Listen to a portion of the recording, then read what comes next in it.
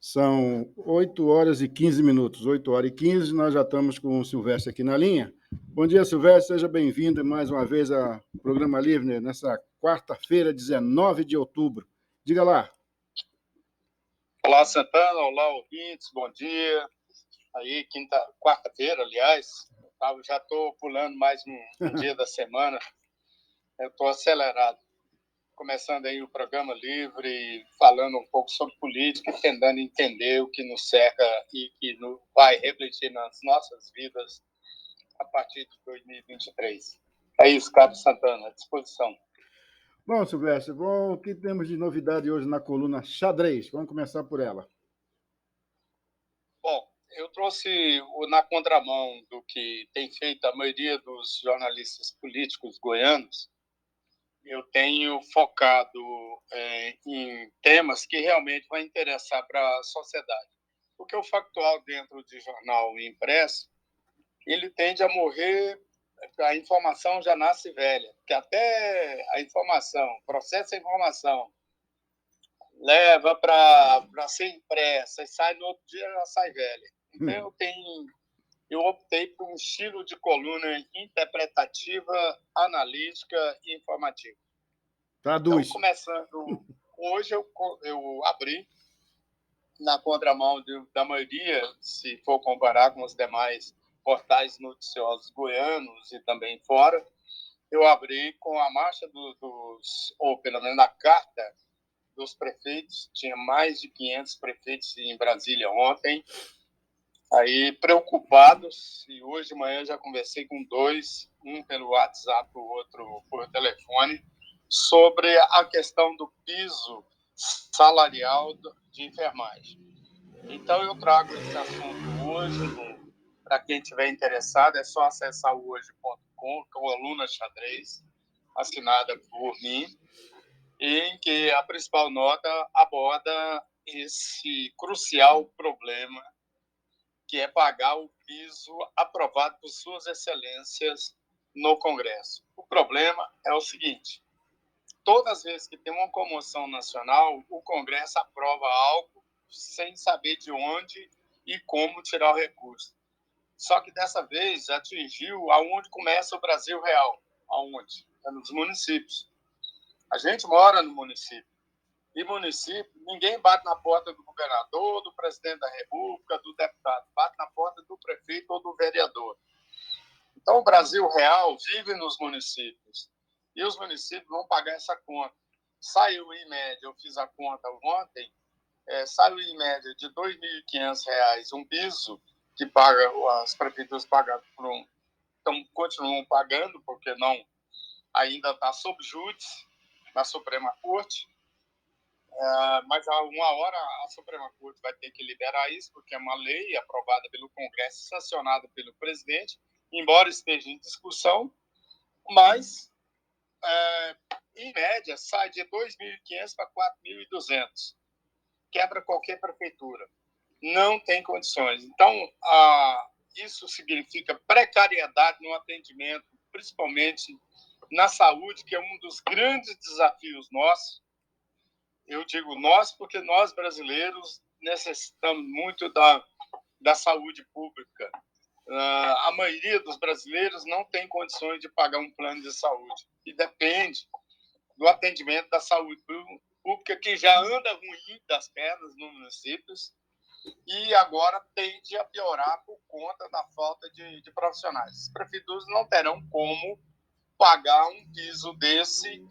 Eu tomo como exemplo aonde eu moro na região metropolitana de Goiânia, em Araguaiana, é um dos municípios que tem os índices sociais e econômicos mais baixos da região.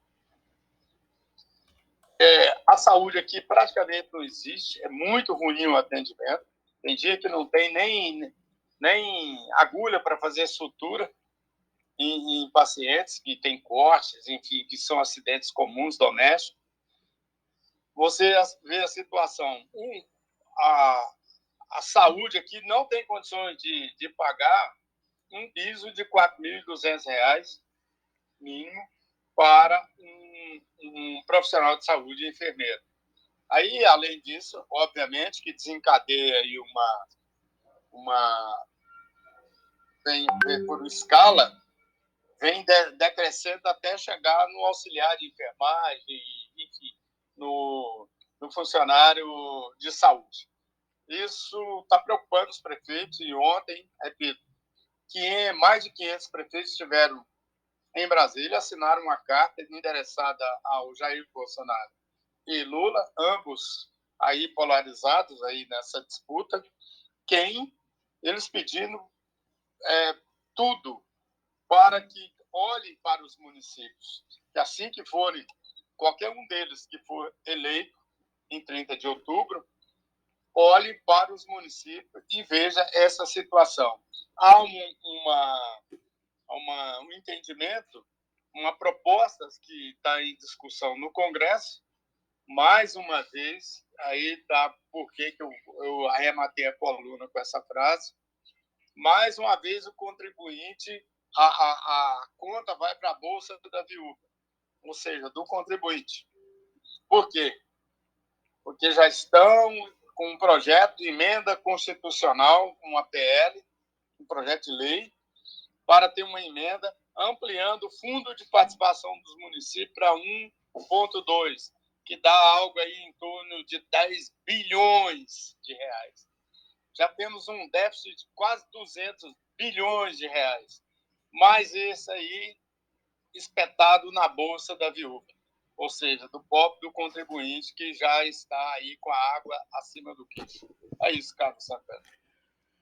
Amigo, tá difícil. Esse país aí, nego inventa a moda, o governo, os deputados e senadores inventam e joga a bomba nas costas do prefeito, tá? Isso aí é época eleitoral, né? Isso aí foi mais uma medida eleitoral, embora a enfermagem tenha os enfermeiros têm direito a esse abono, tá? Mas não foi planejado, foi no supetão. Né? Né? Tudo é na base da emoção nesse país. É a mesma Acontece coisa. Um crime violento, a força-tarefa mobiliza tudo, aprova as leis, não sei o quê. Estão matando mulher demais. Mais leis aí, feminicídio, não sei o quê. Não. Mas não ataca o problema, lá na raiz do problema. Eles vão pelo alto. Suas excelências realmente é uma beleza. Porque o dinheiro não é deles. O dinheiro é do contribuinte. O dinheiro não é do governo. O dinheiro é do contribuinte. É quem nós que pagamos impostos que sustenta uma máquina burocrática cara, mal gerenciada, corrupta, que é a gestão pública brasileira. De um modo geral, de Mamana Caducano, de município à presidência da República. É isso. Mas a despesa diária do Congresso é mais de 1 milhão por dia, parceiro. Mais de 1 milhão, entendeu? Diário, entendeu? Não é mole, não. Bom, qual é a marca do Caiado, então? Bom, o Caiado está aí. Esse segundo mandato dele é um desafio enorme. Embora ninguém ao entorno dele quer abrir a boca, fala, mas o Caiado tem um grande desafio pela frente. Se ele quiser realmente projetar nacionalmente como gestor público e disputar a presidência em 2026, que é a última cartada dele, ele vai ter que ter uma marca, porque o governo dele não tem uma marca definida.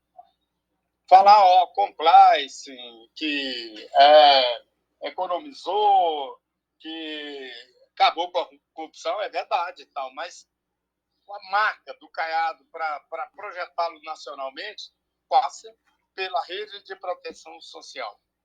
E isso ele fez muito bem nesses quase 4 anos de governo dele.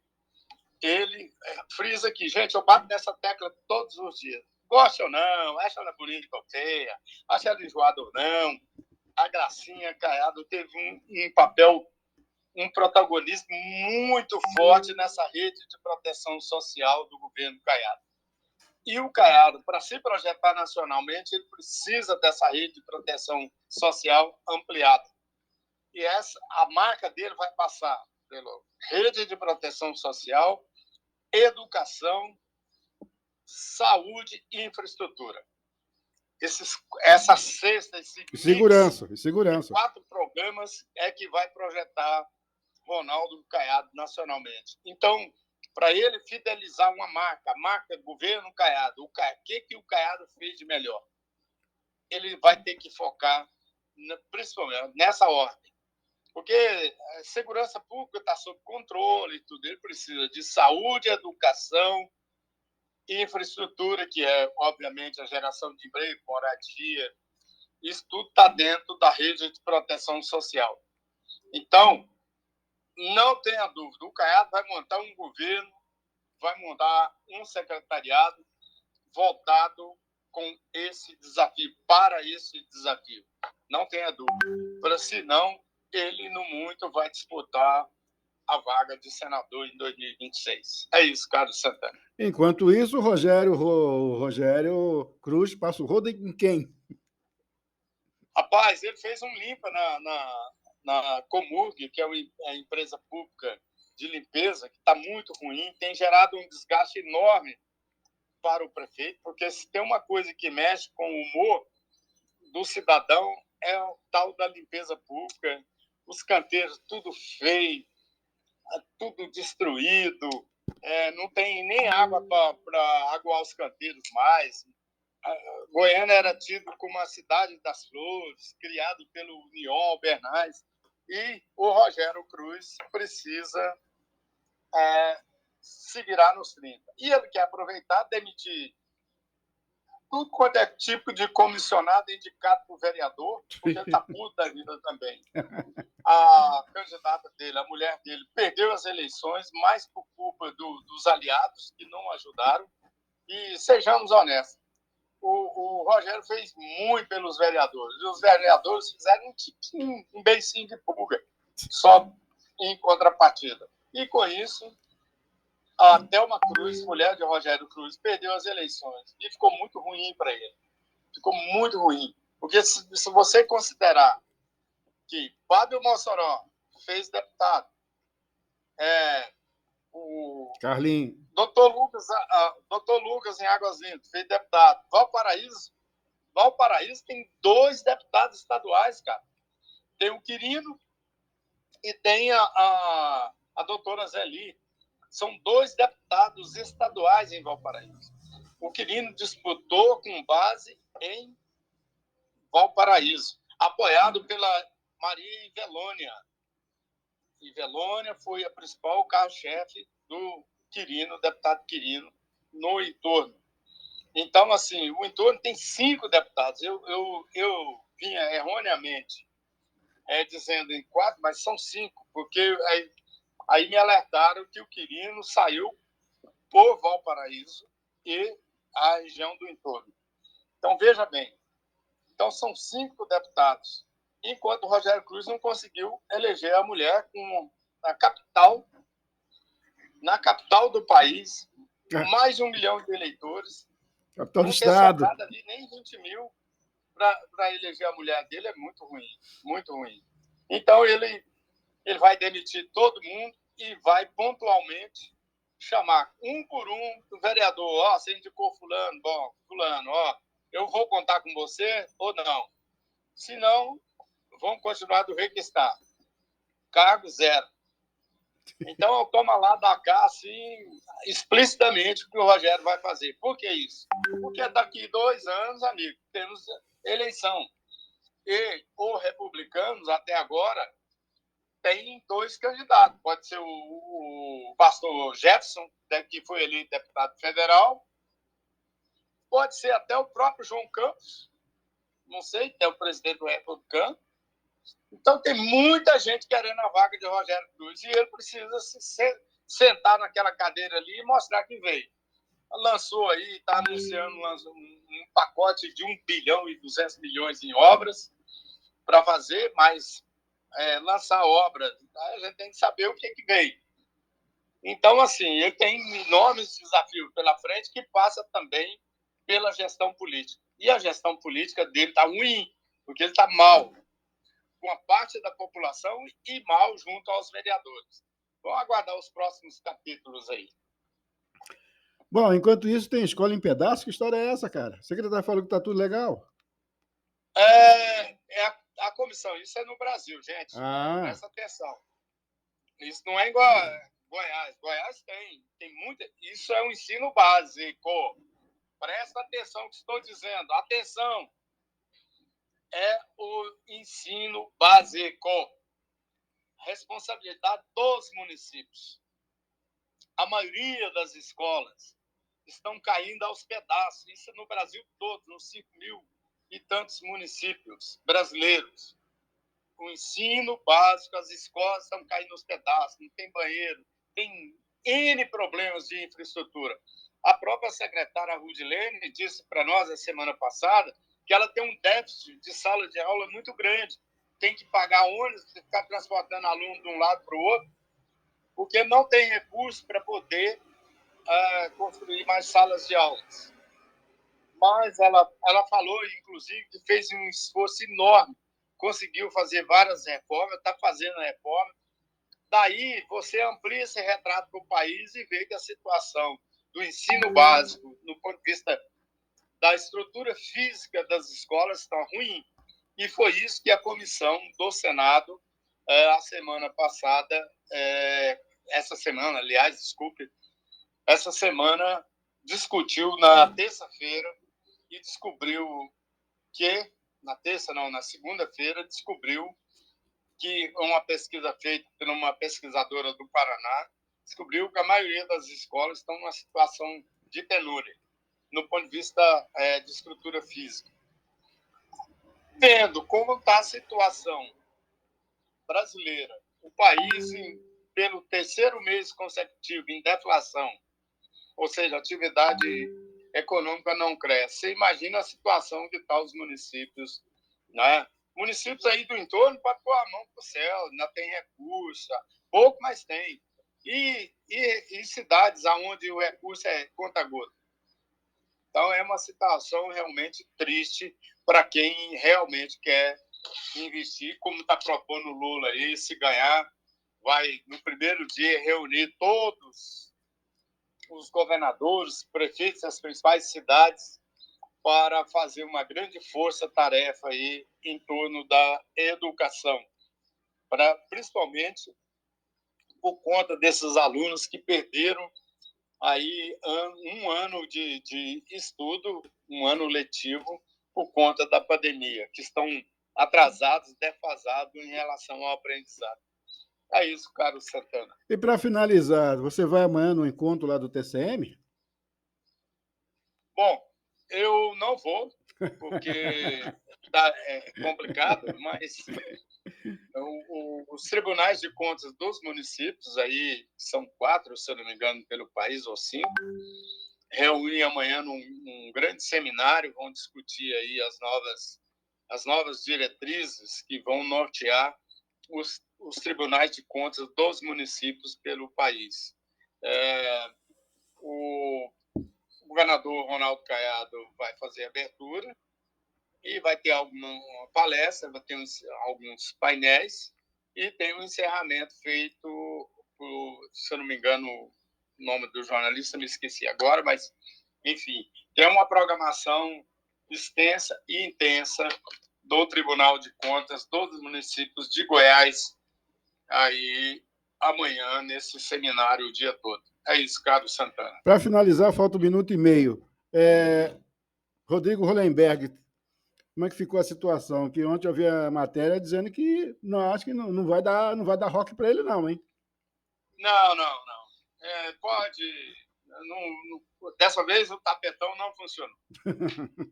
Não funcionou porque a justiça entendeu que seria com o Gilvan. Esse negócio de a contagem está certa, a proporcionalidade está certa, e o Hollenberg vai ter que ficar vendo navios. Não tem. É o fim melancólico do PSB na era Hollenberg. O Hollenberg tem muitos anos que ele vem comandando o PSB. Agora parece que sem mandato, sem deputado, a coisa ficou ruim. Muito ruim. Então, a nova era agora é comandada por Ibanez Rocha, Damares e etc. e companhia. É isso. Arruda e Paulo Otávio recolhe e Isalci?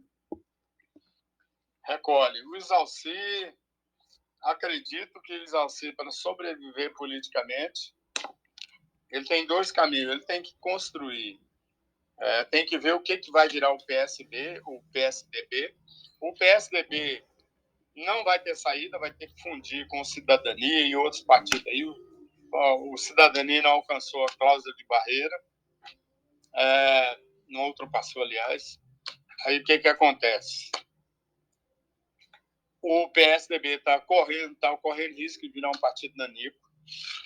A Leda Borges já esteve com o Marconi Perillo ontem, se eu não me engano, numa reunião no Diretório Nacional do partido aí em Brasília, porque ela está com a estratégia de reerguer o país, o PSDB no Estado e o PSDB se reerguer no país.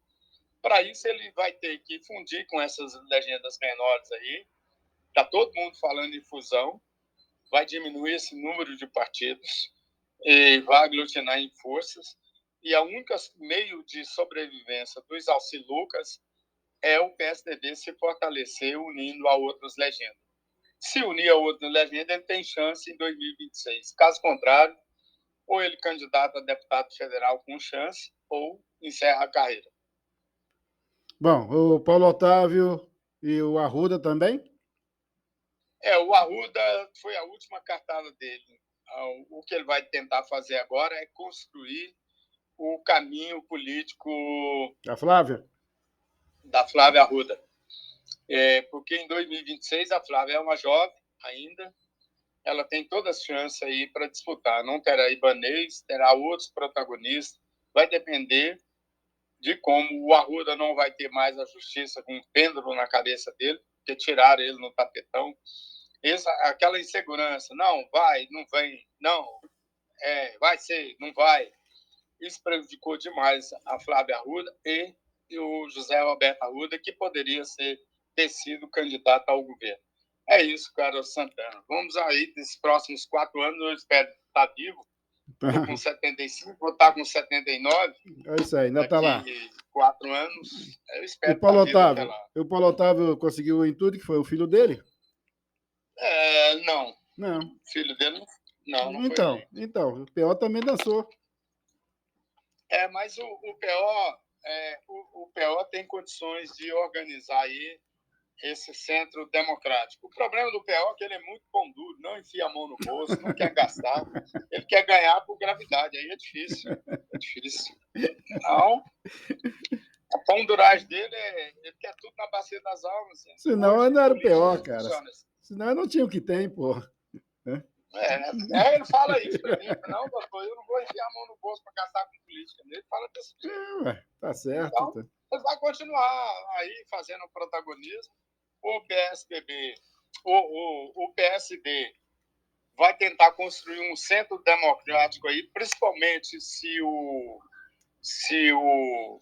Tarcísio for eleito, como tudo indica. O PSD e Jair Bolsonaro perder, o PSD passa a ter um protagonismo muito grande. É a terceira força aliás, é a segunda força dentro do Congresso, dentro do Senado, e tem, já na Câmara, enfraqueceu. Perdeu, em relação ao número de deputados que tinha, me parece que diminuiu 2. Mas, de qualquer maneira, um protagonista muito forte aí no centro democrático, que é o que o Kassab quer construir a partir de agora. É isso aí. Amigo, um abraço e até amanhã. Vai bater 25 minutos, tá ok? Até mais. Tchau. Foi. 8h39.